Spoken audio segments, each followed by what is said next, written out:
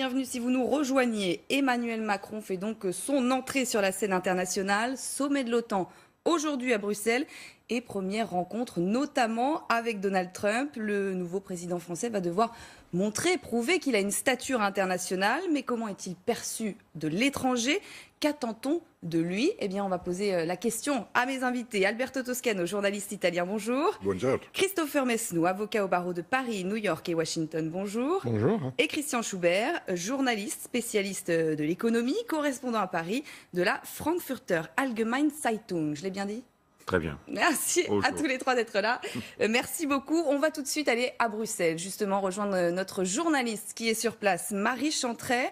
Marie, vous êtes devant la résidence du Premier ministre belge, puisqu'une rencontre et une allocution est attendue, en tout cas, de Charles Michel, le Premier ministre belge, et d'Emmanuel Macron. Emmanuel Macron qui, clairement, Marie, fait son entrée sur la scène internationale.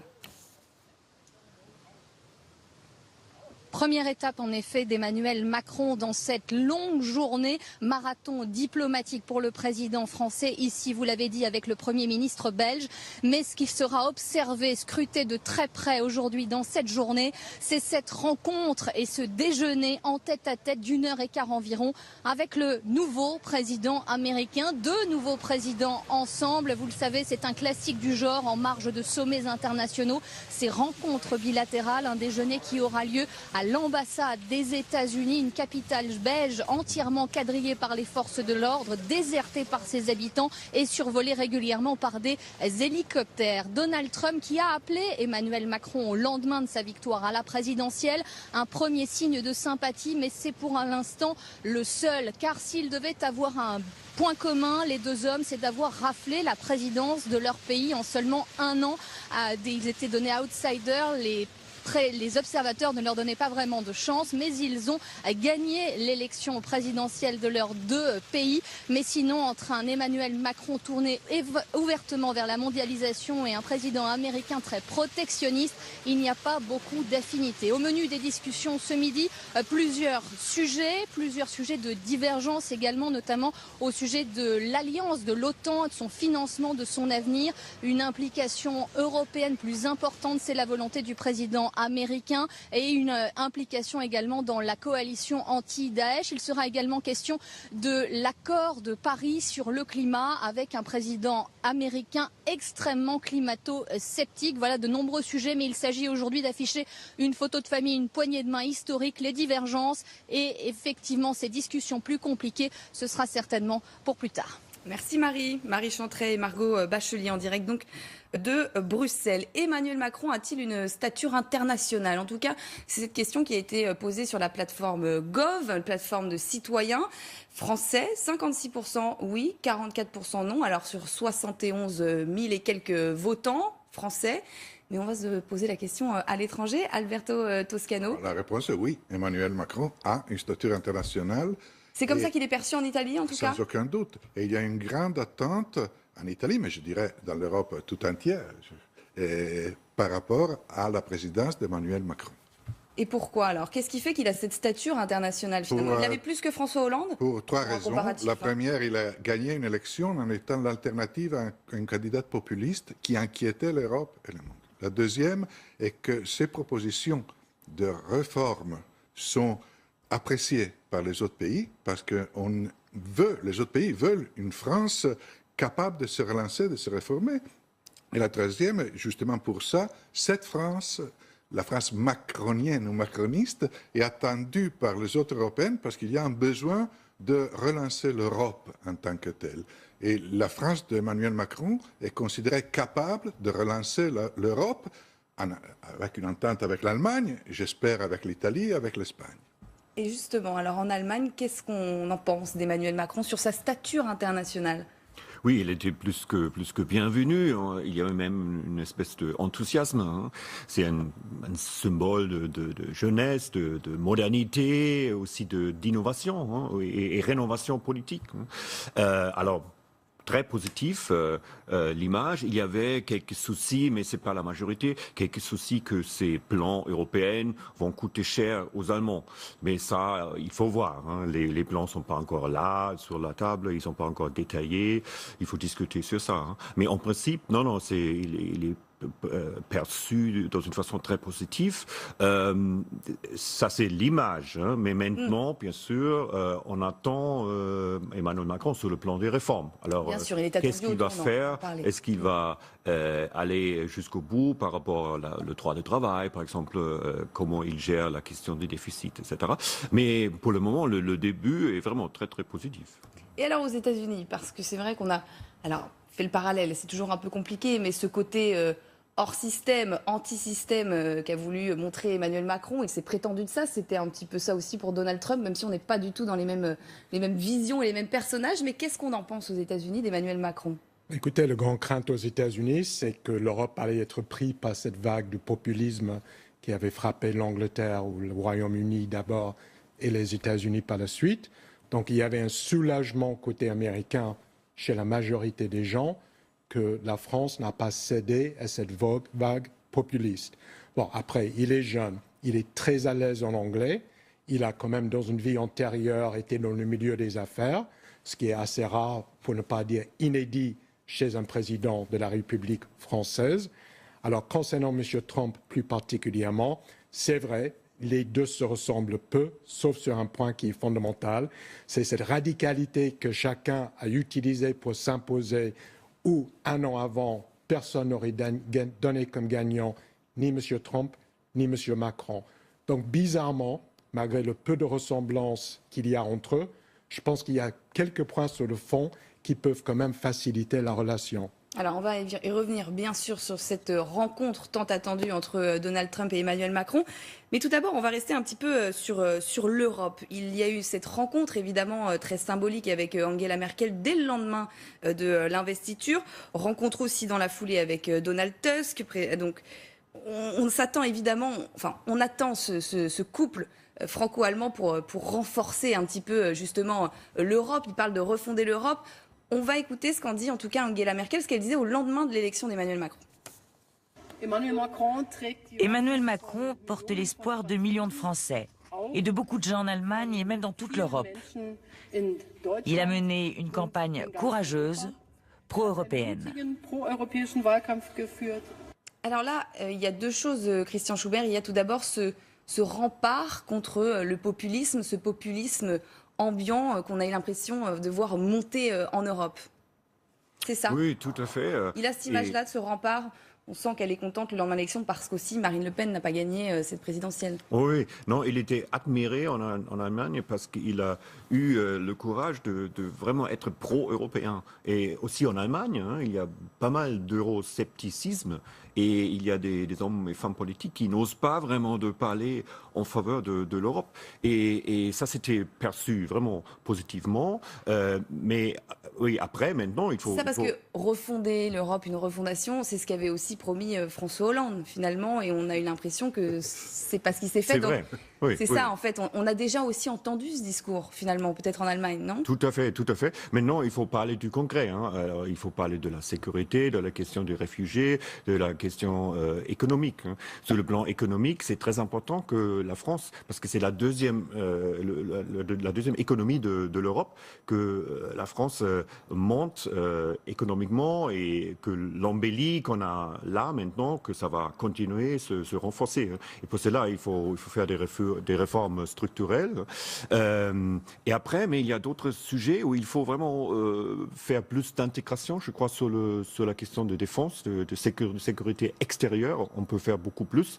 Les Allemands, historiquement, ils sont réticents, mais ça change aussi. Hein. On a vu, M. Macron, il était à Mali, hein, en Afrique, et il a loué beaucoup l'effort allemand au Mali, parce que les Allemands, les troupes allemandes, ils sont présents, ils aident les Français, hein, pas de la même façon comme le Français, parce qu'ils sont pas, les Allemands, ils n'ont pas la même force et la même capacité, mais ils sont là quand même. Ça montre qu'il y a un certain progrès par rapport à l'Allemagne sur le plan de la défense. Et là, on peut aller plus loin, parce que M. Trump, il va demander de l'Europe aussi de faire plus d'efforts. Et après le Brexit, on ne sait pas exactement comment la relation avec les Britanniques va se développer. Alors l'Allemagne et la France doivent plus coopérer. Là. Justement, cette relation pour une Europe plus forte, c'est pas forcément ce que voulait aussi Donald Trump. Il a quand même beaucoup aussi critiqué l'Europe, l'Union européenne et cette espèce de volonté d'éclatement. On sait qu'il a rencontré d'ailleurs Theresa May très rapidement. L'approche américaine envers l'Europe est toujours un peu imprégnée d'ambiguïté, parce que d'une part, les Américains, quelle que soit l'administration, a toujours dit il faut que l'Europe se réunisse, il faut que l'Europe assume sa propre responsabilité en matière de la défense. En même temps, en tant qu'Américain, je ressens qu'on ne veut pas non plus que l'Europe aille trop loin sans les États-Unis à côté. Donc il reste cette ambiguïté. Après, Trump a dit, pendant la campagne, qu'il fallait quand même que l'Europe assume financièrement une plus grande part du budget militaire occidental et collectif. Et très certainement, ça serait mis sur la table aujourd'hui. Et d'ailleurs, le président Macron a déjà dit qu'il s'engageait à augmenter les dépenses militaires en France d'ici la fin de son premier mandat.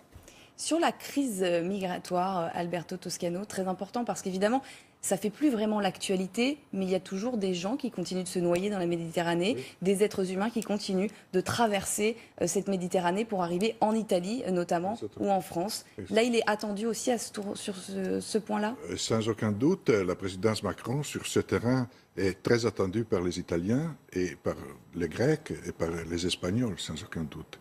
Il faut considérer que d'ailleurs la relation entre le gouvernement de M. Cazeneuve et même celui de M. Valls, avec Cazeneuve au ministère de l'Intérieur, ont eu sur ce terrain une relation délicate avec les Italiens. D'ailleurs, il y avait une relation personnelle tendue entre M. Cazeneuve et M. Alfano, son homologue italien, ministre de l'Intérieur.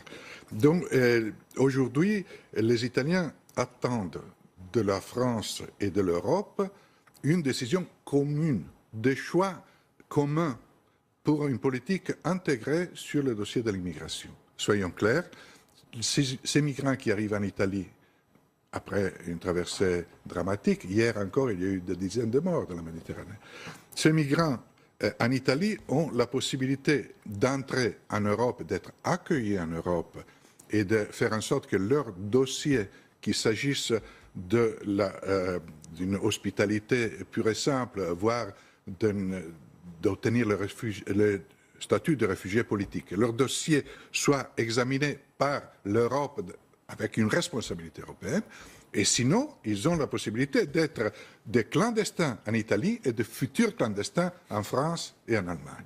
Donc, il faut choisir. On peut aussi choisir d'empêcher leur arrivée en Europe. Encore faudrait-il avoir une stabilité en Libye, parce que seulement un pouvoir politique libyen digne de ce nom peut gérer son propre territoire, les frontières, et rendre impossible le départ de ces réfugiés et de ces migrants de la Libye vers l'Italie. Donc, il faut traiter des dossiers qui sont extrêmement délicats, mais l'Europe doit décider, ou chacun pour soi, ou tous ensemble. Jusqu'à présent, de façon très différente, parce qu'une chose c'était l'Allemagne d'Angela Merkel, une chose la France de François Hollande, qui a été beaucoup plus dure sur ce dossier que l'Allemagne d'Angela Merkel, il faut dire la vérité. Ça lui a été reproché d'ailleurs, beaucoup. Alors, où il y a une politique commune, ou chacun pour soi. Il faut décider. Alors, politique commune, c'est compliqué, Christian Schubert, tant que les élections ne sont pas passées en Allemagne, clairement, ou pas. Ça va changer la donne, ça va changer quelque chose. Enfin, tout dépend évidemment du résultat de l'élection. Voilà, attendre le résultat jusqu'à la fin du mois de septembre, quand il y aura les élections. Il ne se passe pas grand-chose, ça c'est clair, je crois. On ne va pas prendre des décisions ça reste importantes. En suspens tant que de toute façon ces élections ne sont pas passées. Oui. Mais c'est normal dans la vie politique. Mais après... sur la question de la crise migratoire, il y a une vraie attente en Allemagne aussi, évidemment.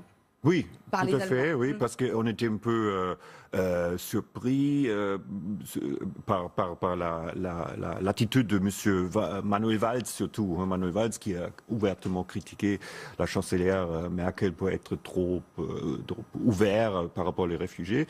Et la France n'a pas accepté vraiment des grands chiffres. Hein, mais dans l'avenir, la question est comment on fait la répartition. Hein. D'abord, comment on gère la question combien arrive. Hein, et là, il faut gérer aussi la relation avec la Libye, mais aussi la Turquie, bien sûr, qui est délicate. Hein, c'est très difficile.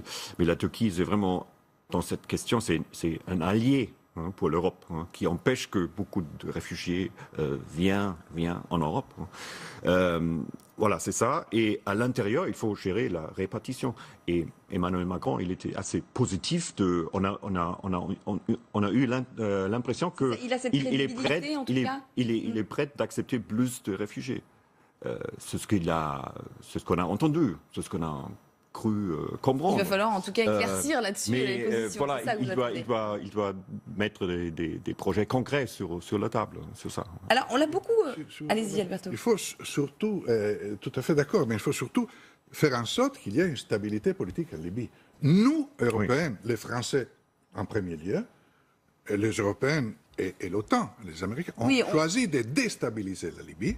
Maintenant, il faut faire en sorte que la Libye soit stabilisée à nouveau. Sinon, il y aura toujours des migrants qui partiront des côtes libyennes. Oui, et puis on sait que de toute façon, il y a aussi le problème simplement de cette guerre en Syrie et en Irak. Tant qu'aussi tout ça n'est pas réglé sur ce territoire, ce sont finalement après les conséquences. Ces migrants qui arrivent sont les conséquences d'une cause. Le problème est finalement là-bas. On va en reparler. Je voudrais juste, pour revenir sur l'image d'Emmanuel Macron, on l'a beaucoup comparé justement outre-Atlantique avec Justin Trudeau. Est-ce qu'il y a une vraie comparaison finalement? Est-ce qu'il y a des vraies ressemblances entre les deux? Je dirais que sur le plan purement plastique, effectivement, il y a plus de ressemblances avec M. Trudeau qu'avec M. Trump. Après, il y a aussi une comparaison tout à fait possible avec M. Obama, avec M. Clinton avant lui, et même jusqu'à M. Kennedy avant lui, c'est-à-dire un jeune président physiquement très alléchant, très avenant, intellectuellement très, très, très fin. Donc, il y a effectivement ces points de ressemblance. Alors, M. Trudeau adapte des positions très libérales au sens nord-américain, plutôt à gauche, notamment sur la question migratoire, ce qui n'est pas du tout la politique américaine actuelle avec M. Trump. Donc oui, les comparaisons sont admises. M. Obama avait choisi, une semaine avant l'élection ou quelques jours même avant l'élection française, de téléphoner à M. Macron, alors candidat, et on nous a fait savoir qu'effectivement, M. Obama avait téléphoné à M. Macron. C'était un gage, un seal of approval, une approbation morale et politique. Il avait fait une vidéo même pendant la campagne, entre deux tours, en se positionnant clairement. Il y a des points de ressemblance. Il y a de très forts points de ressemblance. Alors, on parlait de Donald Trump. Justement, la rencontre que tout le monde attend, c'est celle entre Emmanuel Macron et Donald Trump. Ce déjeuner à 13h avec Donald Trump à l'ambassade des États-Unis. Hier, le porte-parole du gouvernement français, Christophe Castaner, lui pense que tout va bien se passer. On l'écoute, on en reparle juste après. Et donc, je suis convaincu que le déjeuner se passera dans une bonne ambiance, chaleureuse, concise et efficace. Et la bonne nouvelle, c'est qu'en plus, ça pourra se faire en anglais, parce que je ne suis pas convaincu que le président Trump propose que le déjeuner se fasse en français. Mais pour notre part, nous n'avons pas demandé au président Trump de faire le déjeuner en français. Emmanuel Macron, qui est bilingue, il parle extrêmement bien anglais. C'est bien pour lui. Il arrive un peu aussi en position de force, du coup, face à Donald Trump. Enfin voilà, il va pouvoir discuter dans sa langue avec lui. On pense que l'échange sera cordial. Il y a deux éléments inédits dans la relation Macron-Trump. D'abord, cette maîtrise de la langue anglaise, et ensuite son background en tant que banquier d'affaires, qu'il avait beaucoup rapproché à la fois de Londres et de New York. Deux hommes d'affaires, finalement. Voilà, ce sont deux hommes d'affaires. Bon, il ne faut pas trop exagérer. M. Macron a décidé par la suite de faire une vie plutôt politique qu'une vie d'affaires. M. Trump aussi, mais beaucoup plus tardivement dans la vie. Mais il y a effectivement, par rapport à l'homme politique français classique, issu de l'ENA, inspecteur de finances et tout le reste. C'est vrai que M. Macron, maintenant président Macron, apporte une grande nouveauté. Ça devrait quand même faciliter le déjeuner qui aura lieu en anglais, qui est effectivement la deuxième raison pour laquelle le déjeuner devrait plutôt bien se passer. Ceci dit, Macron aussi est issu de l'ENA et inspecteur de finances. Oui, mais Rothschild aussi. Donc c'est cette partie-là qui risque de la rapprocher. Promotion Rothschild. Effectivement. C'est un déjeuner qui va être scruté par les Européens quand même. C'est important, cette rencontre entre Donald Trump et Emmanuel Macron? Oui, très importante, parce qu'il faut relancer l'OTAN, parce que ce week-end, il y a le sommet du G7 à Taormine, en Italie, dont, en plus, les Européennes veulent connaître, même personnellement, comme c'était dit, les Américains et les Européennes veulent se connaître personnellement. Ces deux dirigeants qui sont issus d'un processus de décomposition d'un vieil ordre politique. Parce qu'en France, Macron et son élection ont été le symptôme de la crise profonde des partis politiques traditionnels, et même, je crois, aux États-Unis, l'élection de Donald Trump, si elle a une signification, ça relève aussi, à mon sens, de la crise d'un ordre politique traditionnel, d'une certaine façon de faire la politique, de vivre la politique, de concevoir la politique, dont les deux sont quelque part des anticonformistes par rapport à un système précédent, et dont ils ont inédits. Et ces deux personnages inédits se connaissent, les autres Européens ont envie de mieux les connaître parce qu'ils savent qu'ils doivent composer avec eux, ils doivent trouver un compromis avec eux, qui seront quand même parmi les leaders de l'ordre politique international de demain. D'ailleurs, il est significatif que dans ce sommet à Taormine, dans ce G7, et même au sommet de l'OTAN, il y a 4 nouveaux visages qui participent pour la première fois à ce type de réunion. Theresa May, Emmanuel Macron, l'Italien Gentiloni et évidemment Donald Trump. Alors justement, on va retourner sur la plateforme Gov. Regardez cette question qui a été posée donc à cette plateforme d'échange citoyen. Faites-vous confiance au président pour faire entendre la voix de la France face à Trump et Poutine? C'est non à 57% des voix sur à peu près, à peine 60 000 votes. Christian Schubert, c'est cette image qu'on a là. Il y a quand même peut-être un manque de confiance. On se pose encore des questions sur notamment cette rencontre face à Trump, mais aussi face à Poutine, alors qu'il viendra, elle, lundi prochain. Oui, non mais c'est normal, hein. Les deux ils sont nouveaux, on ne sait pas encore comment ils vont se comporter, mais une face question... à Poutine notamment, il y a des attentes quand même de l'Allemagne? Oui, là, les attentes, c'est que M. Macron, il continue la ligne de François Hollande, hein, parce que François Hollande, sur la question relation avec la Russie, François Hollande était assez proche de Mme Merkel. Ils ont bien coopéré. Hein, il y avait les accords de Minsk par rapport à l'Ukraine, etc. Ça a bien fonctionné, je crois. Hein. Et là, je crois qu'il n'y aura pas vraiment beaucoup de changements. La question avec...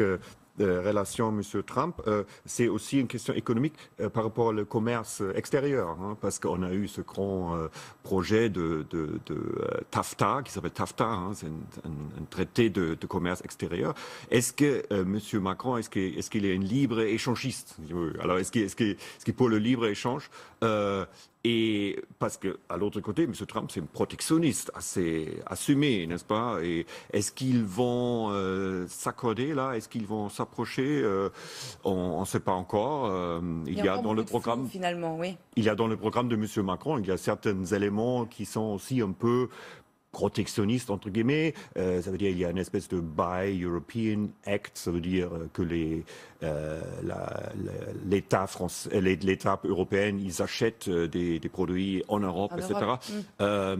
Et tout ça sont des choses qui peuvent bloquer un nouveau traité, mais voilà, tout ça est encore ouvert. La rencontre avec Poutine, c'est lundi, parce que Vladimir Poutine est en visite culturelle.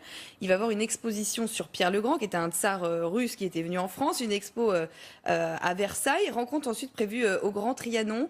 Là aussi, Donald Trump va scruter quand même cette rencontre entre Vladimir Poutine et Emmanuel Macron. Oui, parce que M. Trump, indépendamment des questions purement européennes, a un sujet russe en ce moment qui est extrêmement volatile, qui est en train d'évoluer, comme c'est souvent le cas dans la vie politique américaine, à une vitesse extrêmement rapide, avec toute une série d'investigations qui commencent, qui sont demandées ou bien par les démocrates ou bien par porte-partie du peuple américain. Donc M. Trump a un sujet très très difficile à manier. Quelle est la proximité qui pourrait se permettre envers M. Poutine?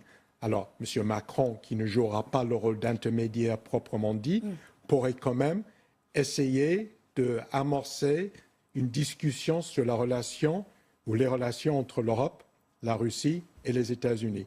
Donc je pense que c'est une réunion que M. Trump et son administration vont scruter avec beaucoup d'intérêt. Alors